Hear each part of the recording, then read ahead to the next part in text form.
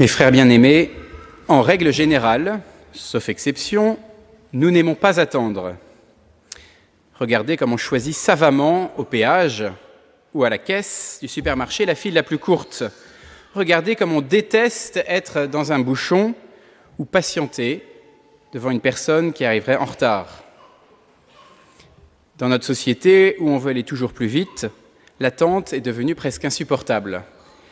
Et pourtant, la liturgie de l'Église, elle, veut commencer chaque année par attendre. Elle commence par fêter non pas la venue du Seigneur, non pas Noël directement, mais par 4 semaines d'attente. 4 semaines qui sont longues, surtout pour les enfants, quand ils pensent à cette nuit de Noël où le lendemain il y aura les cadeaux. Une attente longue. Entrer dans l'Avent, mes frères bien-aimés, c'est apprendre à attendre.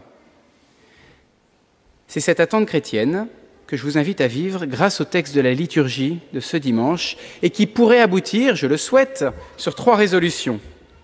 Attendre, c'est d'abord se réveiller. Saint Paul y exhorte « L'heure est venue de sortir de votre sommeil ». C'est donc d'abord reconnaître qu'on était peut-être un petit peu endormi. Voyons comment la vie a cette capacité extraordinaire de nous endormir, de nous engourdir, de nous bercer d'illusions et de nous laisser dans nos rêves. On se laisse entraîner par le rythme de la vie, par les activités, les mondanités, les futilités, les sorties, etc. Et peu à peu, gentiment, tranquillement, poliment, on délaisse tout ce qui pourrait nourrir notre âme en profondeur.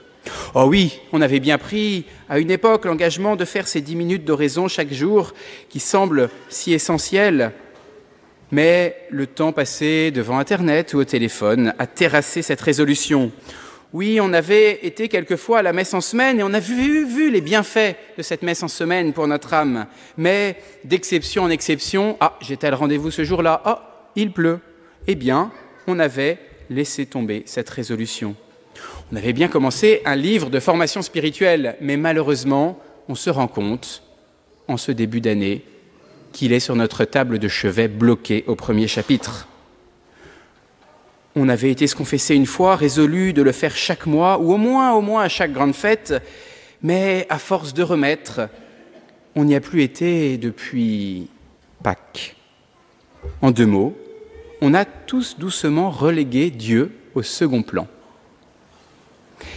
Alors réjouissons-nous aujourd'hui que l'Avent commence, parce que l'Avent c'est une nouvelle année et c'est l'occasion d'un nouveau départ. C'est l'occasion de se secouer, l'occasion de se dire « il faut que ça change ». On peut être un peu dans cet état, comme après une journée d'un dimanche après-midi, où on avait prévu beaucoup de choses à faire, et puis on s'est laissé un peu aller, et le soir tombe, il est 19h, et on se rend compte qu'on n'a rien fait. Il est temps de se secouer. Attendre, dans ce temps de l'Avent, c'est couper avec cette mollesse qui nous a envahis.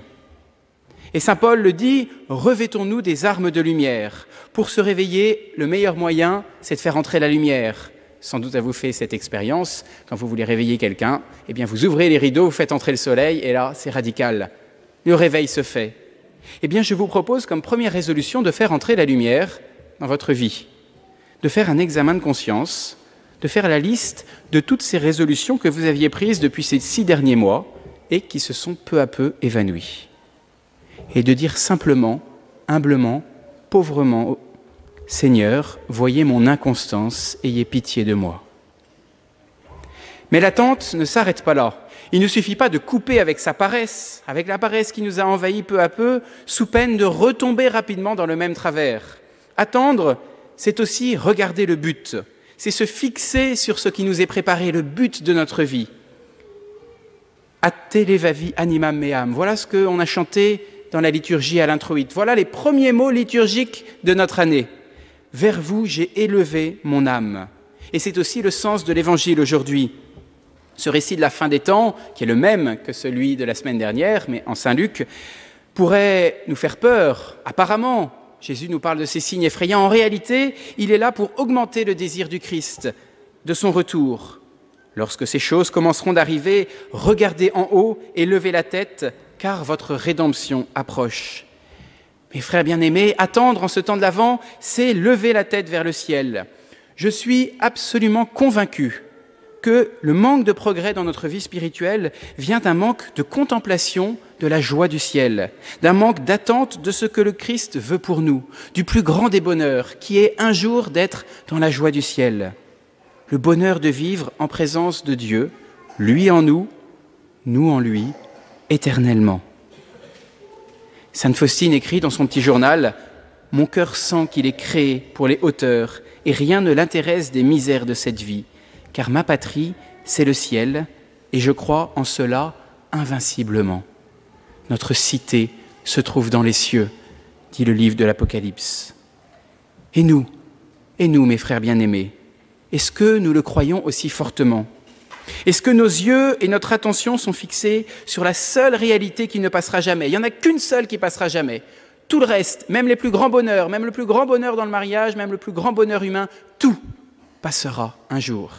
Il n'y a qu'un seul bonheur que jamais personne ne pourra nous enlever, sinon nous-mêmes par le péché grave, c'est la vie de Dieu en nous qui aboutit à la récompense éternelle. Alors à quoi est-ce que nous nous attachons ici-bas ? Vers où est fixé notre regard ? Est-ce que nous attachons pas un peu trop d'importance à la réussite sociale, à ce que disent les autres de nous, au succès financier, aux joies sensuelles, aux petites compensations humaines, réelles, mais tellement passagères. Alors quand on les a plus, on s'attriste. Le temps de l'Avent, mes frères bien-aimés, est là pour que nous soyons attirés par le vrai bien. Il n'y a que le bien qui attire. Alors si on ne fixe pas notre regard sur le bien ultime, eh bien naturellement, on va compenser par tous les autres biens, qui sont parfois des biens légitimes, mais qui passent. Pendant ce temps de l'Avent, nous sommes appelés à nous demander quel est le bien le plus précieux. Autrement, nous trouverons toujours des compensations ailleurs. Alors mes frères bien-aimés, apprendre à attendre, c'est donc se demander où est notre trésor. Là où est votre trésor, là aussi sera votre cœur, dit Jésus dans l'Évangile. Le temps de l'Avent est une invitation et même un appel pressant à fixer notre regard sur Dieu pour y voir notre véritable trésor. Et c'est là la deuxième résolution que je vous propose. Désirez plus ardemment dans votre prière la seule chose qui en vaille la peine, vivre un jour éternellement avec Dieu dans la joie du ciel. Et attendre, enfin, c'est se préparer et donc se donner du mal. Saint Paul nous le dit, rejetons les œuvres des ténèbres, orgie, beuverie, débauche, impureté, dispute, jalousie. Le temps de l'Avent est donc aussi un temps de pénitence. Ouf, on se croyait que c'était réservé pour le carême. Eh bien non, l'Avent est aussi un temps de pénitence. Qu'est-ce que c'est que la pénitence ? Petit frère Placide donne cette très belle définition. La pénitence, c'est l'amour qui se sépare de ce qui gêne. Désirer le ciel ardemment dans son cœur est nécessaire, mais ne suffit pas. Il faut aussi apprendre à se détacher de ce qui passe. Et pour cela, il faut faire des efforts.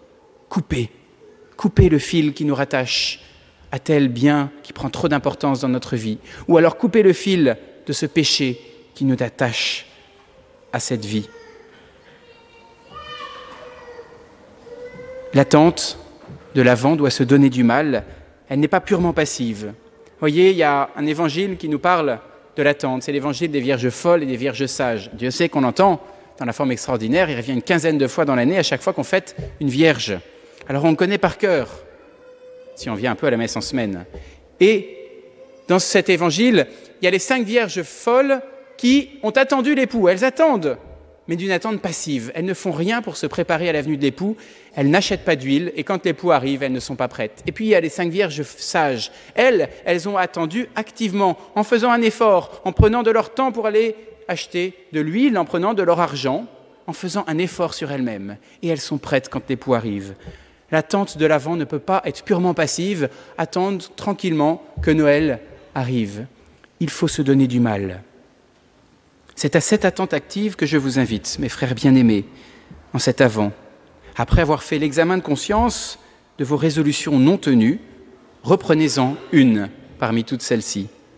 La plus facile peut-être, la plus à portée de main, qui vous paraît peut-être minime, insignifiante, mais que vous pourrez tenir. Et donnez-vous le mal avec violence, avec force, de la tenir jusqu'à Noël. C'est la 3e résolution que je vous propose. se réveiller, regarder et se préparer, ce sont là les 3 manières d'attendre Noël que je vous propose pendant ces 4 semaines de l'Avent. Et je vous rappelle que l'Avent commence dès aujourd'hui. Amen. Au nom du Père et du Fils et du Saint-Esprit. Amen.